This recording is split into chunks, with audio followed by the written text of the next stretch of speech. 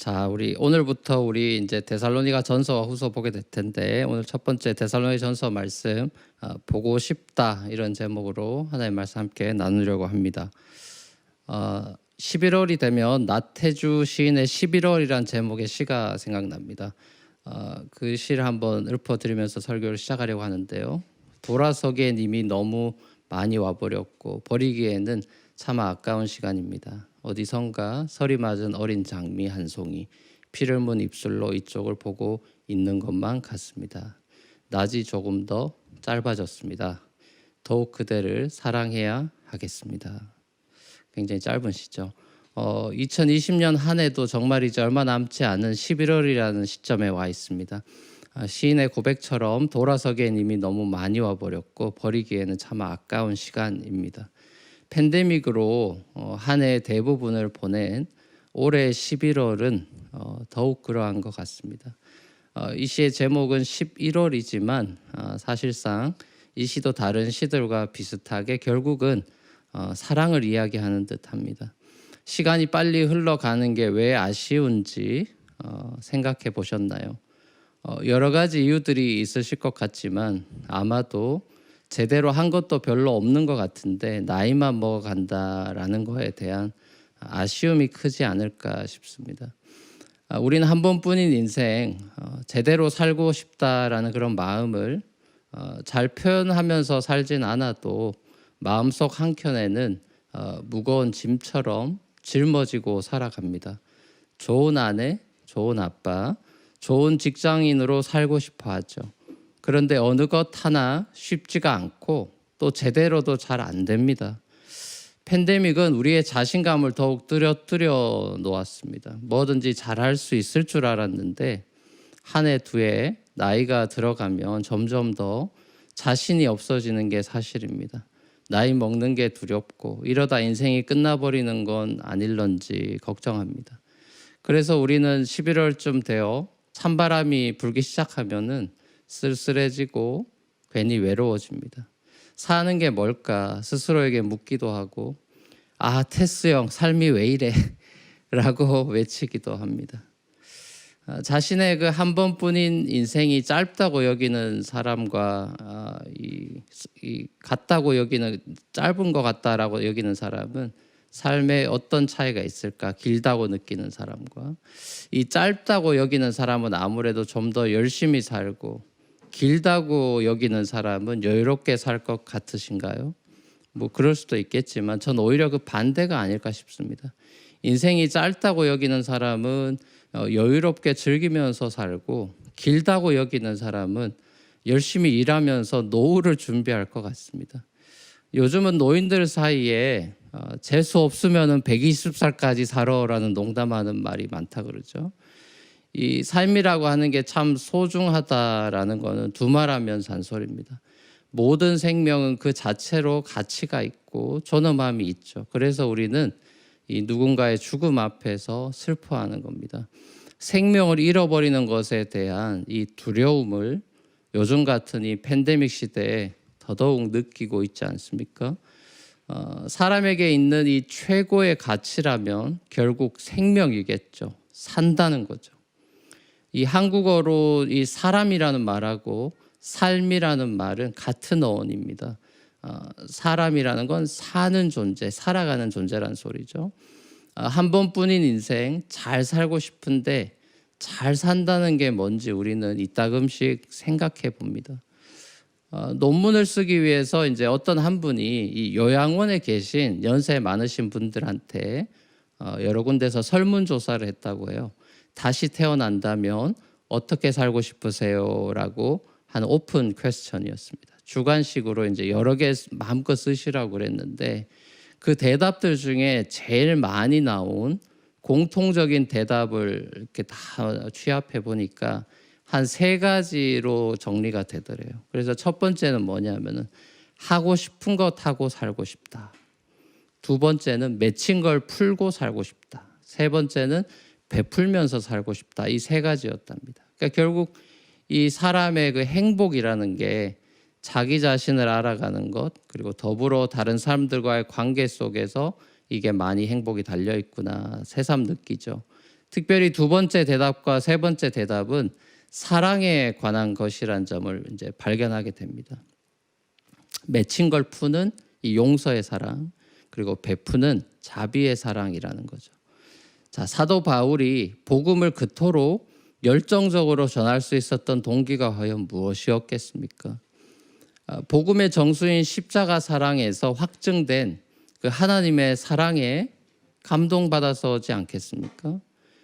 예수 믿는 사람을 핍박하고 죽이던 자기를 용서해 주시고 사도로 부르신 그 부활하신 주님의 사랑과 은혜에 감격해서겠죠. 그리고 이 사랑의 복음을 전하기 위해서 그는 자신의 평생의 삶을 복음 전도자로 헌신한 것이죠.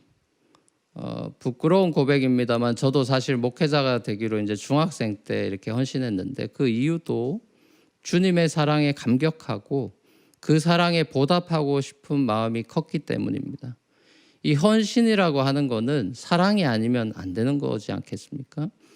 우리가 사랑에 빠지면은 내 모든 걸 다 주겠다는 말을 서슴없이 하지 않습니까?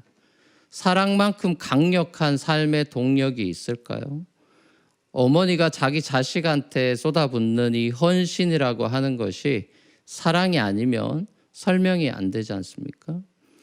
자, 바울이 2차 전도 여행 중에 세웠던 교회인 이 데살로니가 교회 성도들을 사랑하게 됐어요. 재미있는 사실은 바울과 이들과의 관계는 굉장히 짧았다라는 사실입니다. 이들의 교제는 짧게는 한 3주밖에 안 되고 길어야 몇 달도 채 되지 않습니다.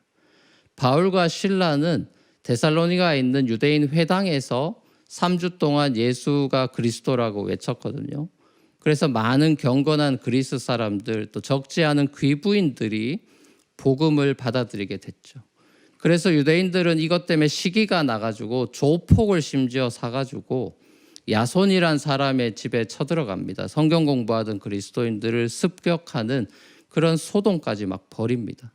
그래서 데살로니가 성도들은 재빨리 바울과 실라를 베레아라는 지역으로 피신시키죠. 그래서 바울 일행이 이제는 베레아에 와가지고 또 열심히 복음 전도 활동을 하고 있는데 데살로니가에서 그렇게 괴롭혔던 유대 사람들이 베레아까지 쫓아와가지고 그 도시 사람들을 또 막 선동해가지고 소동을 또 막 벌립니다. 그래서 이제 다시 바울은 이 실라와 디모데는 베레아에 놔두고 자기는 이제 또 아테네로 피신하게 되죠. 말 그대로 목숨을 걸고 복음 전도를 하는 걸 보는 거죠. 자, 목숨 걸고 복음 전도를 하며 세웠던 이 데살로니가 교회였기 때문에 그 짧은 3주 내지는 몇 개월밖에 되지 않는 그 짧은 교제 속에서도 그들의 관계가 이처럼 뜨거웠던 겁니다. 바울은 2장에서 데살로니가 성도들한테 복음만 나누어 주는 것이 아니라 자기 목숨까지도 기쁘게 내줄 생각이었다, 이런 고백을 하는 걸 보죠. 마치 독립운동하던 사람들끼리 만주벌판에서 우연히 만나게 되면 바로 동지애를 느끼면서 서로를 사랑하게 되는 것과 비슷한 것 같아요. 바울이 급히 떠나와야만 했던 이 데살로니가 교회가 늘 염려되고 걱정이 됐습니다. 초신자들의 개척교회라고 할 수 있는 데살로니가 교회가 믿음 안에서 잘 서 있을지 늘 걱정이 되고 그들에게 더 복음에 대해서 가르쳐주고 싶은 열망이 굉장히 컸습니다. 자, 오늘 본문 10절 말씀에서도 우리는 여러분의 얼굴을 볼 수 있기를 또 여러분의 믿음에 부족한 것을 보충하여 줄 수 있기를 밤낮으로 간절히 빌고 있습니다. 이렇게 고백하잖아요. 자, 바울은 데살로니가 교회가 어떻게 되고 있는지 너무 궁금해서 다시 직접 자기가 방문하려고 바울이 한두 번 시도했는데 도로가 차단되고 막혀버려가지고 못 갔습니다. 바울은 이거를 사탄의 방해였다, 이렇게 말해요. 참다 못해서 결국 디모데를 이제 데살로니가로 보내게 되죠. 그리고 고린도에서 이제 디모데를 만나서 데살로니가 교회 상황에 대해서 듣게 된 겁니다. 그리고 데살로니가 전후서를 이제 쓰는 거죠. 디모데가 전해준 이 데살로니가 교회 소식은 믿음과 사랑에 관한 기쁜 소식이었습니다. 환난과 어려움 중에서도 믿음을 잘 지키고 있던 데살로니가 성도들의 그 소식이 마게도냐와 여러 지역에 퍼져가고 있다라는 소식이었죠. 그리고 서로 사랑하라라는 하나님의 계명을 이 성도들이 너무나 잘 지키고 있다라는 그 소식을 듣고 굉장히 기뻐하면서 감사 기도를 합니다. 자, 우린 바울에게서 단지 복음 101, 새가족 과정을 미처 다 못 끝내고 떠나온 것에 대한 그 아쉬움을 넘어서 바울은 그들을 너무너무 보고 싶어하는 그 간절함이 느껴지게 됩니다. 초대교회 형제 자매들 간에 코이노니아라는 게 어떠했을지 이렇게 한번 그려볼 수 있는 장면이에요. 초대교회 성도들 간의 이 코이노니아는 고난과 핍박 가운데 똘똘 뭉치게 된 우정의 공동체, 동지의 공동체였다라는 걸 알 수 있죠. 핍박 속에서 신앙생활하는 사람들끼리는 서로가 믿음을 지켜나가는 모습을 보면서 위로받고 서로 격려를 받는 겁니다. 결국 환난과 핍박을 이기는 힘이 사랑이라는 사실을 새삼 발견하게 되는 것이죠. 사랑은 죽음보다 강하기 때문입니다. 목숨을 걸고 복음을 전하던 바울에게 큰 위로가 되었던 것은 환난과 핍박 중에서도 성도들이 믿음에서 떠나지 않는 모습이었던 것이죠. 저도 우리 교회 사역 한 13년 동안 제일 감사한 것 중에 하나가 우리 교회에서 오랫동안 함께 신앙생활을 하고 있는 성도들입니다. 삶의 고난과 세상의 유혹 속에서도 믿음을 끝까지 지키면서 묵묵히 주의 길을 가고 있는 성도들을 바라보는 것이죠. 직장에서 때론 레이오프를 당하기도 하고 또 암에 걸리기도 하고 사업에 실패하기도 하고 사탄이 길을 막는 그런 영적인 공격 앞에서도 믿음을 포기하지 않고 끝까지 우리 주 예수님을 붙잡는 성도들의 모습이 목회자인 제게는 가장 큰 위로요, 보람입니다. 저도 우리 교회에서 함께 신앙생활 하다가 한국이나 타주로 떠난 수많은 청년들 또 부부들이 자주 생각납니다. 아마 떠나신 분들은 가끔씩 생각하시겠지만 사실 목회자는 여러분이 생각하는 것보다 훨씬 더 많이 떠난 사람들을 그리워합니다. 1년에도 수많은 사람들을 떠나보내는 일이 반복되는 우리 교회의 특성상 어떤 분들은 저한테 목사님, 떠난 사람들은 떠난 사람들이고 남아있는 사람들끼리 잘하면 되지 않겠습니까? 라고 위로해 주시기도 하지만 그게 어디 쉬운 일이겠습니까? 이 목회자 마음이라는 거는 한국으로 돌아간 청년들도 신앙생활 잘 해야 될 텐데 걱정이 되고 보고 싶고 늘 그런 것입니다. 사랑하는 우리 성도 여러분, 어느덧 돌아서기엔 이미 너무 많이 와버렸고 버리기에는 차마 아까운 시간 11월입니다. 팬데믹이 길어지면서 믿음에서 떠나는 성도가 있을까 봐 걱정입니다. 하나님이 다 알아서 구원할 사람은 구원할 텐데 뭘 그리 걱정하십니까? 하나님의 예정을 목사님 안 믿으십니까? 다 때가 되면 돌아올 겁니다. 혹 누군가가 제게 이렇게 말씀하신다면 저도 그 말에 신학적으로는 다 동의가 되지만 목회적으로는 여전히 마음이 안타깝고 힘든 게 사실입니다.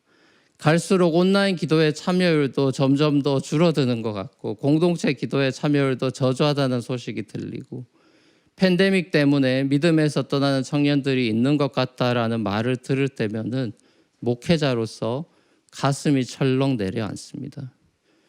그래도 청년들이 많이 모이는 교회인데 청년 없는 교회들에 비하면 낫지 않습니까? 라고 혹 말씀하신다면 숫자에 대한 이야기가 아니라 한 영혼에 대한 안타까움에 대한 이야기라고 굳이 대답해 드리고 싶습니다. 팬데믹은 우리에게 믿음과 사랑의 테스트를 주고 있는 것 같습니다. 사탄은 이때를 이용해서 우리를 그리스도께로 가는 길을 막으려고 하는 것 같아요. 공동체를 무너뜨리려고 하고 사랑으로 서로를 돌보는 일에 게을러지게 하는 것 같습니다. 소셜 디스턴싱이라는 이 좋은 핑계를 대면서 서로 보고 싶어하는 마음마저도 사라지게 해버릴까 봐 염려가 됩니다. 낮이 조금 더 짧아졌습니다. 더욱 그대를 사랑해야 하겠습니다. 라는 시인의 고백이 저와 여러분의 고백이면 좋겠습니다. 마지막으로 오늘 바울의 이 데살로니가 교회를 향한 기도와 같이 저도 여러분과 우리 교회를 위해서 간절히 기도합니다.